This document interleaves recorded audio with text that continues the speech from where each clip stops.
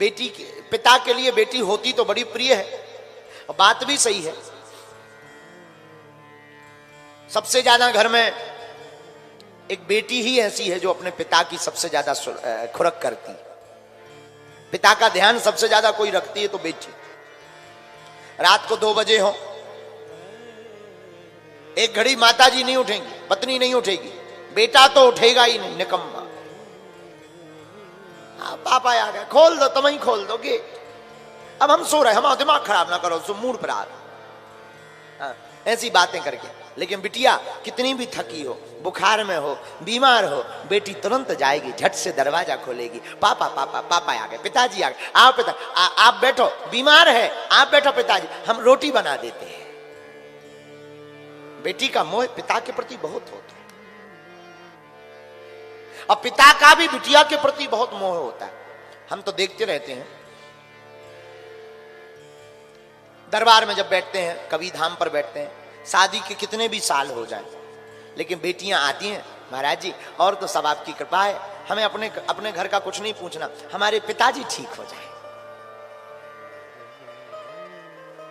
बल्कि ये धर्म पुत्रों का है, लेकिन ये धर्म बेटियां निभाती हैं। धन्य है हमारा भारत, भारत की बेटियों को इसलिए दुर्गा कहा जाता है। बेटियां जिसके घर आती हैं उसके घर खुशियां छा जाती हैं। बेटियां,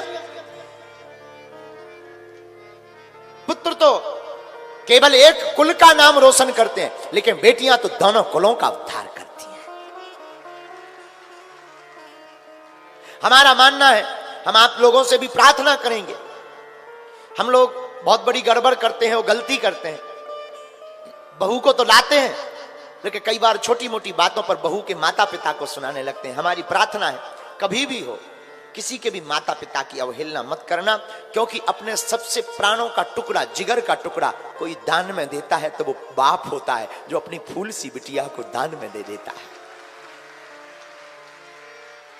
आप कभी विचार करना, आत्ममंथन करना कि 20 साल जिसके घर में बिटिया चहचहाती रही हो, खेलती रही हो, जिस आंगन में कूदती रही हो, जिसकी प्रत्येक दीवार से उसकी याद जुड़ी हो, घर की एक एक ईंट जिससे बोल करके बात करती हो, और उस बेटिया को एक ही रात में बाप अपने कलेजे पर पत्थर रख करके विदा कर देता है, उस बाप पर क्या गुजरती होगी। इस पूरी दुनिया में हम तो नहीं कह सकते, पर भारत में कह सकते हैं, इस पूरे भारत में कोई बाप कितना भी बड़ा कठोर हो, कितने भी बड़े दिल का हो, पर हम दावे के साथ कह सकते हैं कि जिस दिन बेटी की विदा होती है, उस कठोर से कठोर बाप की भी आंख भर जरूर आती है। अकेले में जा करके वो भी रो पड़ता है, उसकी भी नजर भर आती है। कितना भी कठोर हो, जब बेटी जाती है ना, विदा होती है ना, वो भी फूट पड़ता, बिखर जाता है। वो भी 2 दिन तक भोजन नहीं करता, उसे सुरत नहीं रहती। बेटी के सामने जरूर वो मन मार करके मुस्कुराएगा, कितना भी कठोर बाप हो पूरी दुनिया का, कितना भी कठोर बाप, लेकिन जब बेटी की विदा होती है तब उस बाप से पूछना उसका दिल कितना बिखर जाता है। इसलिए हमारी प्रार्थना है आप सबसे, सागर के वासियों से प्रार्थना करते हैं, अपने घर में महाभारत मत करना। तुम्हारे घर पर कोई बहू आए ना, बहू बनकर के आए तो क्षमा करना, वो बहू जरूर है तुम्हारी, लेकिन वो किसी की बिटिया भी है, ये मत भूल जाना। वो किसी की बेटी भी तो है, और वो जिसकी बेटी है उससे कभी पूछना, उस बाप से पूछना, उसने अपना तन मन धन सब कुछ लगाया, वो एक रात में विदा कर देता। और हम लोग बारात से आकर के इतनी बुराइयां करते, अरे नमक को नहीं पूछा, पानी को नहीं पूछा, हमको चाय नहीं पिलाई, फूफा जी को कपड़ा नहीं दिए, अरे ये तो सब हाथ का मैल है, खाना पीना तो ये सब साफ चलता रहेगा। होटलों में जाकर के तुम सर्विस ले सकते हो, बहुत अच्छी सर्विस ले सकते हो 100 रुपया खर्च करके। लेकिन हम तुमसे प्रार्थना करना चाहते हैं हाथ जोड़कर, उस बाप के बारे में कभी तुम कल्पना करना जिस बाप ने अपनी बेटी के विवाह के लिए 1 साल पहले से सोना छोड़ दिया हो, जूता खरीदना छोड़ दिए हो, कपड़ा खरीदना छोड़ दिया हो कि हमारी बेटी की विदा में कोई कमी ना रह जाए। हम कपड़े नहीं लेंगे पर हमारी बिटिया के आने वाले रिश्तेदारों को कोई कमी नहीं होने देंगे। कभी आप आत्ममंथन करना उस बाप के बारे में। वो 1 साल पहले से नहीं सोता है,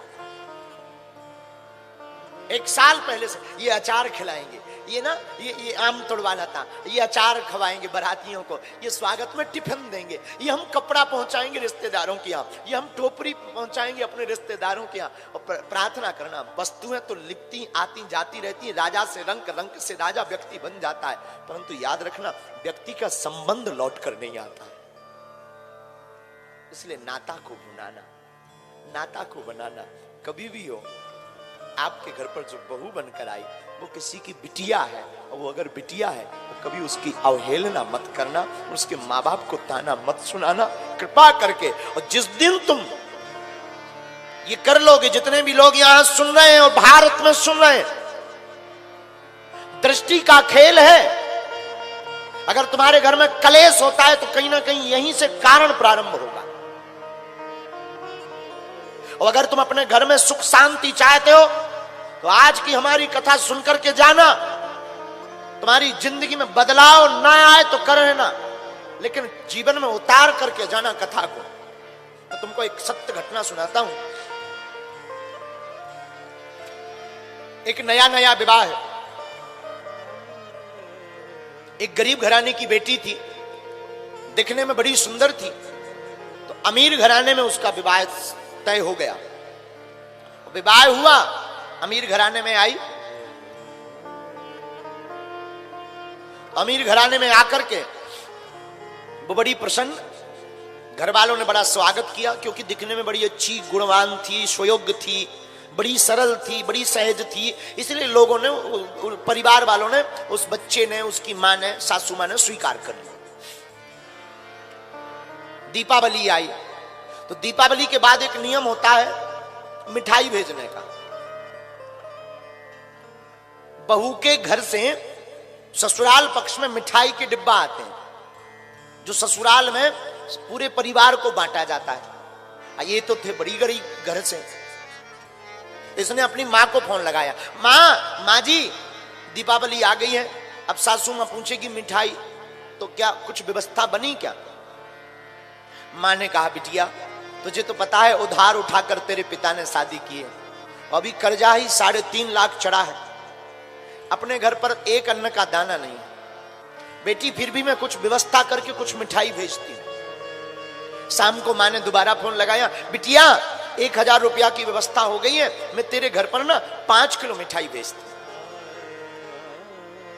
तो बेटी ने सोचा परिवार इतना बड़ा है, 5 किलो मिठाई अगर आएगी तो मेरी सासू मां ताना सुनाएगी, हंसी उड़ाएगी। देखो कितनी बड़ी